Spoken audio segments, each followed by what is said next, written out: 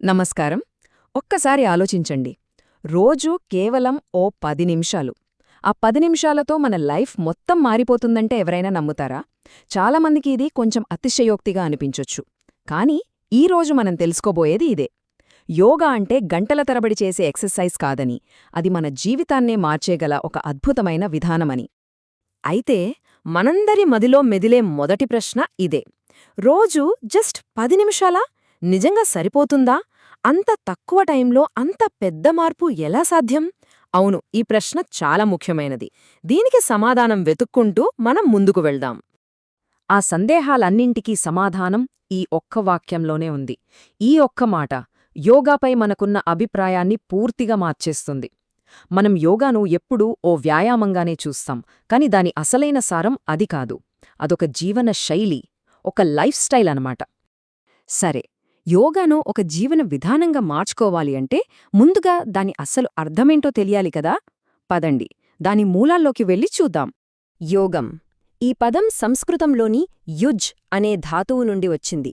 Use అంటే కలపడం లేదా ఏకం చేయడం. సింపుల్ కదా. అయితే దేన్ని కలపాలి? ఇదే అసలైన ప్రశ్న. పతంజలి మహర్షి తన యోగ సూత్రాల్లో చాలా స్పష్టంగా చెప్పారు. ఇది కేవలం కొన్ని ఆసనాలని కలపడం కాదు, అంతకు మించి చాలా లోతైనది. చూడండి, ఈ చిన్న ఈక్వేషన్ యోగాలోని మొత్తం తత్వాన్ని ఎంత సింపుల్గా చెబుతోందో. మన శరీరం, మన మనసు, మన ఆత్మ, ఈ మూడింటినీ ఒకటిగా చేయడమే యోగం. ఇదొక సంపూర్ణ అనుసంధానం. అందుకే దీన్ని కేవలం వ్యాయామం అని అనలేం.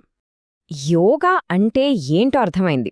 మరి దాన్ని మన డైలీ లైఫ్లో ఎలా ప్రాక్టీస్ చేయాలి? అదేం కష్టం కాదు. కేవలం 4 సింపుల్ స్టెప్స్తో మన జీవన శైలిలో దీన్ని ఒక భాగంగా చేసుకోవచ్చు. మొదటది శరీరం. సూర్యనమస్కారం లాంటి కొన్ని ఆసనాలతో శరీరాన్ని సిద్ధం చేసుకోవడం. రెండోవది శ్వాస. ప్రాణాయామం లాంటి టెక్నిక్స్తో నెమ్మదిగా, లోతుగా శ్వాస తీసుకోవడం. ఇది మనసును వెంటనే ప్రశాంతపరుస్తుంది. ఇక మూడోది మనస్సు. కొన్ని నిమిషాలు ధ్యానం చేయడం. మన ఆలోచనల్ని కేవలం గమనించడం, వాటితో పోరాడక్కర్లేదు. ఫైనల్గా నాలుగోది, ఇది చాలా ముఖ్యం, జీవన విధానం. అంటే సాత్విక ఆహారం, తేలికగారిగే స్వచ్ఛమైన ఆహారం, మరియు మంచి ఆలోచనలతో సింపుల్గా బ్రతకడం. చూశారా, ఇదొక కంప్లీట్ ప్యాకేజ్. సరే, ఈ 4 దశలను పాటిస్తే మనకు ఎలాంటి బెనిఫిట్స్ ఉంటాయి? ఈ పద్ధతి మన శరీరం, మనసు, ఆత్మ ఈ మూడింటిపై ఎలాంటి ప్రభావం చూపిస్తుందో కాస్త వివరంగా చూద్దాం. ముందుగా మానసిక ప్రయోజనాలు. స్ట్రెస్ తగ్గటం, ఫోకస్ పెరగడం, ఆలోచనల్లో క్లారిటీ రావడం. నిజం చెప్పండి, ఈ రోజుల్లో మనకింతకంటే ఏం కావాలి? ఆ 10 నిమిషాలు ఈ అద్భుతమైన మార్పును తీసుకురాగలదు. ఇక శారీరకంగా చూస్తే యోగా మన బాడీకి చేసే మేలు అంతా ఇంతా కాదు.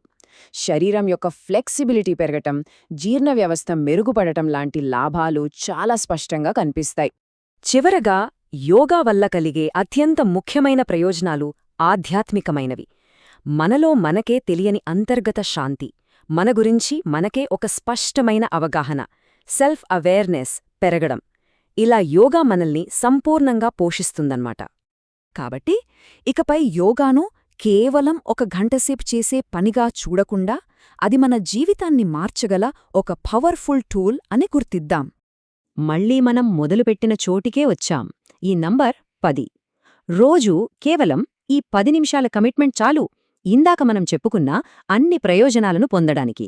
ఎందుకంటే మనసు ప్రశాంతంగా ఉన్నప్పుడు మనం తీసుకునే నిర్ణయాలు కూడా చాలా స్పష్టంగా, చాలా బెటర్గా ఉంటాయి.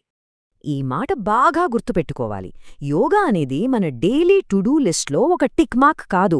అది మనం జీవించే విధానం, మన ప్రతి పనిలో, ప్రతి ఆలోచనలో భాగం కావాలి.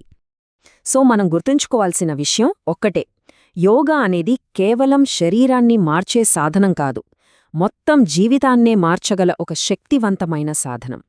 ఈరోజు ఈ విశ్లేషణను ఒక ప్రశ్నతో ముగిద్దాం. జీవితాన్ని మార్చే శక్తి మనకు కేవలం 10 నిమిషాల దూరంలో ఉన్నప్పుడు ఆ ప్రయాణాన్ని మొదలుపెట్టడానికి ఇంకెందుకు ఆలస్యం?